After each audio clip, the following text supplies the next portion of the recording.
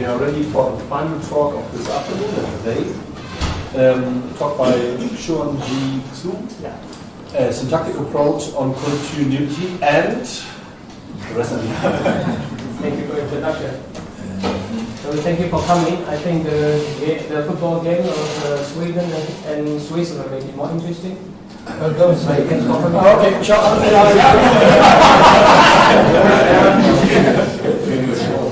Okay, okay, then so this talk is to recover a well-known fact that all functions from Bayer space to natural numbers are continuous, but via a syntactic approach.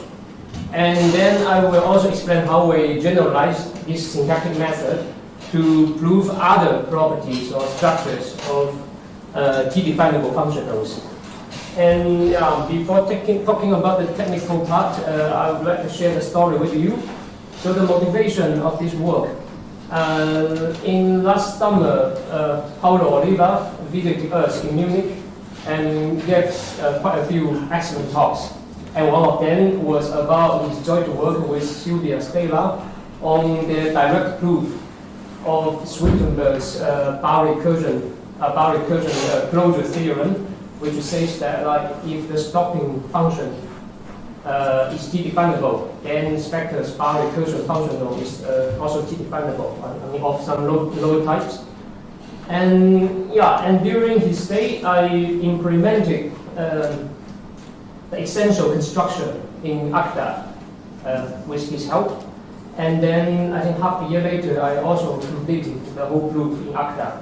And when I was doing this Agda implementation, I noticed that some part of this proof is actually implicitly computing the moduli of continuity of the stopping function.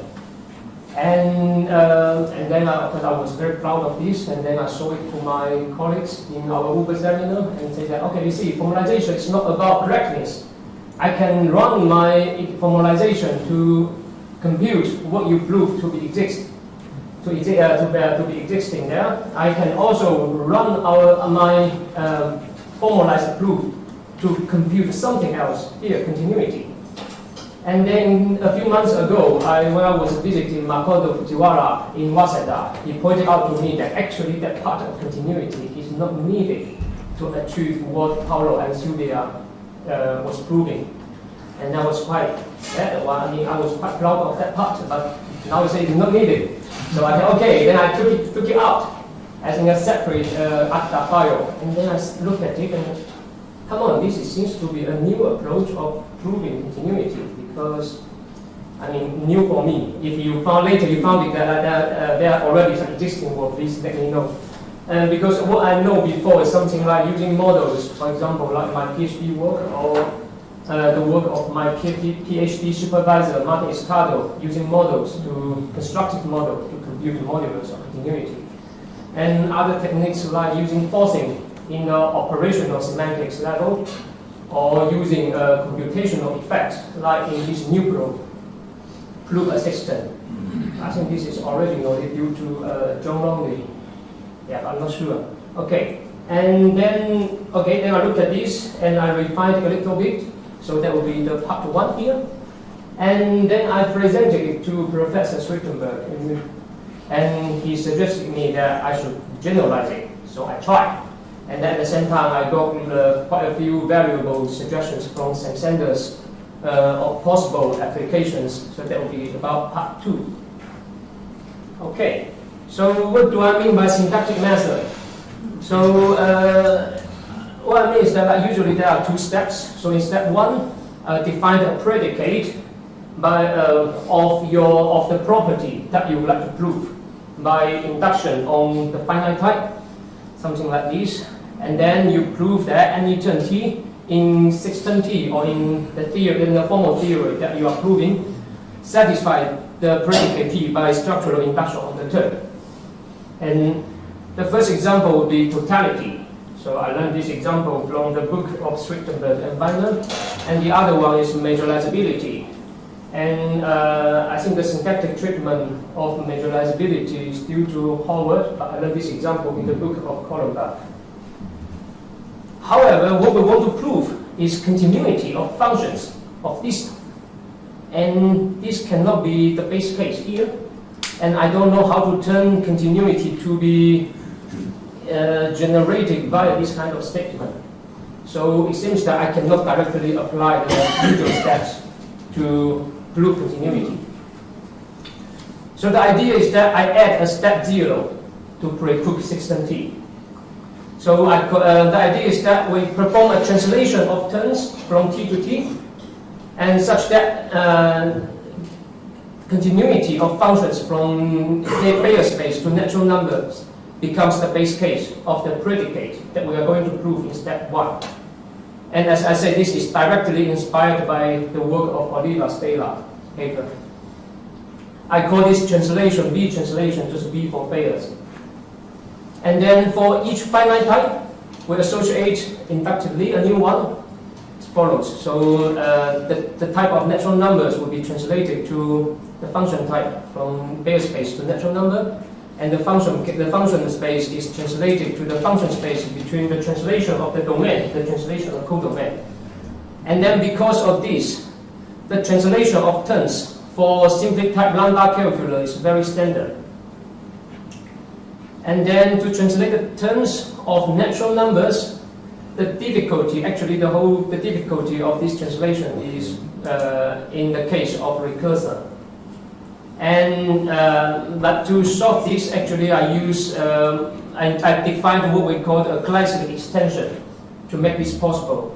But because this is the last talk of the day, so I try to hide these kind of technical details. But please trust me that this interpretation work, and I would like to show you only the idea. Okay, so but then how are the terms are related to their translation? So here is our first lemma. So for any closed term f of type from Bayer space to natural number in T, f is equal to its translation applied to omega up to pointwise equality. And what is omega? Omega has this type. It is the B translation of the type n to n. It is defined as follows. Just apply f alpha to alpha, alpha to f alpha. Okay? And then how can I prove this? I prove it using a logical relation, which I learned in the paper of Martin Gödel about his dialogue tree model. And here I mentioned this just, as I say, I don't want to show you the technical details, but I mentioned this just because I would like to give my credits to my supervisor, because I learned lots of tricks in his implementation of this paper to simplify my implementation. Okay, then this is our step 0. So let's move to step 1 and step 2. So we have to define a predicate for continuity. And then here when I say a function f is continuous, I mean for any input alpha, there exists a modulus of continuity m, such that for any beta, if they are alpha and beta equal up to the first m bits, then the outputs are equal. So just the usual, the continuity in the usual sense. And then we can define a predicate. But now this is not predicate on elements of finite types, but it is predicate on the elements of the B translation of the finite types. So for example, in the base case, now f should have type nb, which is Bayer space to natural numbers. So for the base case, we should define that f is continuous. And for the function space, it's defined as in the usual way. Okay, so we can prove that for any term t, its translation satisfies C, assuming that the variables satisfy C. So the second lemma is that the special elements that were defined before omega also satisfy C. Okay, and these two lemmas together bring us this theorem. So every closed term f in T is continuous. So the previous two lemmas tell us that the application fb to omega is continuous because fb satisfies C, omega satisfies C. So the application satisfies C, which means it is continuous. And then the first lemma we have before tell us that f and this term are pointwisely continuous. Sorry, are pointwisely equal. And we know that continuity is extensional in the sense that if it preserves the pointwise equality. So this is continuous, so f is also continuous. So actually this is quite the proof is actually quite short. I mean, the whole thing is quite short. So I found it quite nice. This compared to the model theoretic approach to continuity. This I found it much easier. Okay, and then how do we generalize it? So actually, if we replace the continuity predicate to something else, then we can prove other properties of T-definable functions from Bayer space to natural numbers. So one example is the motivation of this work, which is that we take the predicate Vn for the base case to say that there exists a bar recursion functional with stopping condition f. And then we can recover the proof of Oliva and Steila. But actually what we prove here is something weaker, because in the sense that here what I mean is that we can prove only that there exists a bar recursion functional in my meta language without assuming there is a bar recursion functional in my meta language. But of course we can internalize this to recover their result, but that's another story. And the other example is that what about uniform continuity? If we take the predicate to say that the restriction of function f from the Bayer type to the Cantor type, like here too is the Boolean type, there is uniformly continuous. Then we can prove uniform continuity. And then what about the dot dot dot? So this is also again I like dot dot dot again, yeah. And the other examples I have in mind would be something like the other notions of continuity. For example, like sequential continuity, or the notion of weak continuity that I learned in the paper of Paulo and Ulrich Berger, this modified bar recursion paper. And another possible property or possible structure is suggested by Sam to prove sort of closure theorem for the Gandhi-Highland functional. Like what about if the input is T-definable, then the Gandhi-Highland functional is also T-definable, something like that. But this is still work in progress. And I would like to remind you that here I gave only the base case, because for the case of function spaces, just define it just like the same in the case for continuity. And then can we generalize this further? So yes, so another observation is that this term translation is independent of the choice of x in the type translation here. So before we take here is n-to-n, but actually this is we can replace n-to-n by arbitrary finite type. And then the first lemma we have still holds. And then we can generalize this syntactic method to prove property structures of T-definable functions of arbitrary finite types. But then, of course, we need to provide that we can define such a omega, but now omega has type xb, and such that f equal to the translation of f applied to omega for all f of type x to n, and prove that omega satisfies the predicate that you are going to prove. And the first example will be, okay, what about take x to be the unique type? And then the translation is just identity.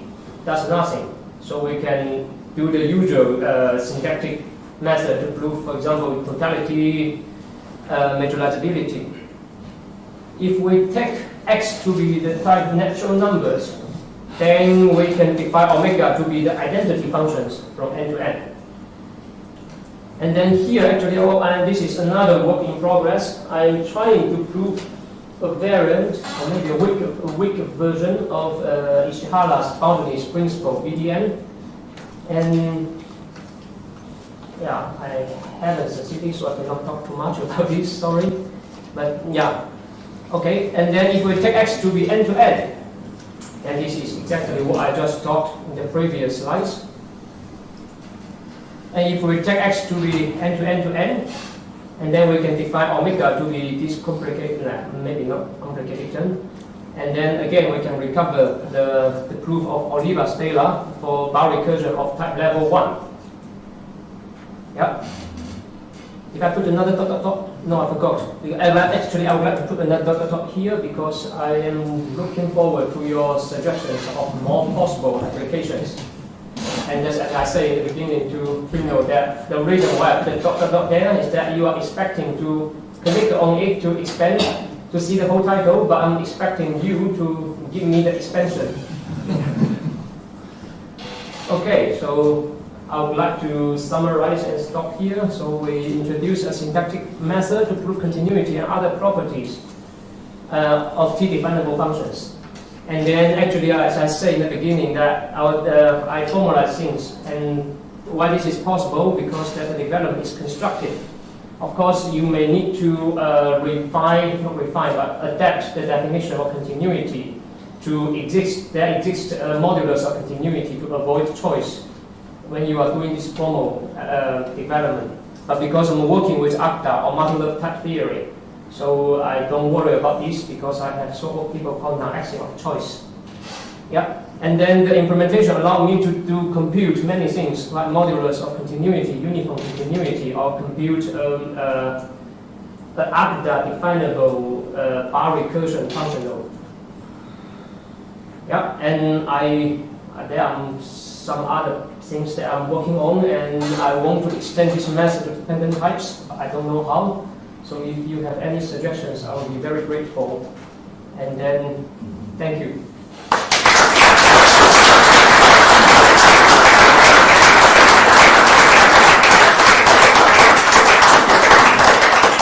Thank you very much for this nice talk. Questions? So you mentioned the dialogue games that Martin and you also used for. Can you also get that as a special case of this approach? Actually, this is a simplified version of his work, I believe. And according to the example I run, to compare my approach and his approach, we compute the same output for the same system T terms. And this, actually, I believe this is better than this, but yeah, I don't know. I don't have a formal argument to say why this is better, but at least the proof is shorter. Yeah. Just mentioned Escardo's paper. I think first the continuity of the type 2 functionals in Gödel's T was proven by Kreisel in lectures in Stanford, and it's in Tulsa 73 book based on a computability. Now, they also prove that whenever you are in the level n of Gödel's T, so recursion up to level n, then the type 2 functional has a modulus of pointwise continuity, which is again in Tn. Okay. Does this follow from?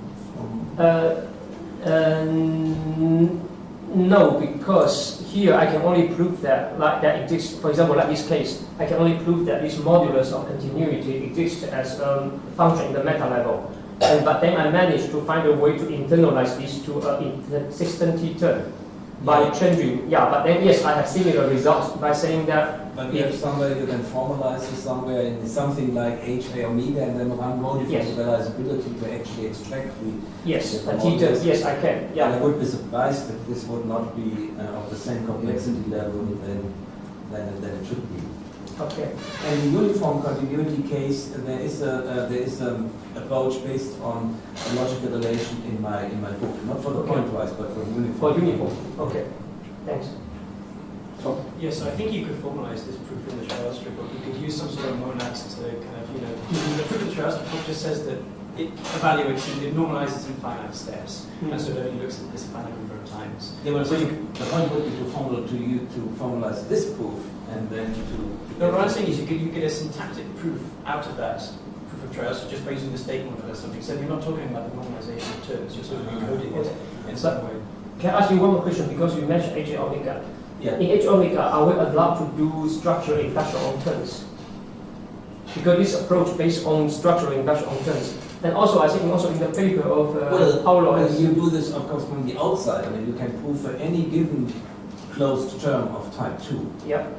You prove by induction on the outside, on the build-up of the term, that HA omega proves that the term has a certain property. Okay, I see what you mean. Okay. yeah, you don't formalize the statement It's for every simplification. t if Yeah. t is a term. Okay. Then Okay, can you go to the next slide? Yes. Or, yeah. Oh yeah. If you take x equal natural numbers, Yep. can you use that to prove that any function from n to n in t is majorized by some function from the fast-growing hierarchy? Can you get a syntactical proof for that?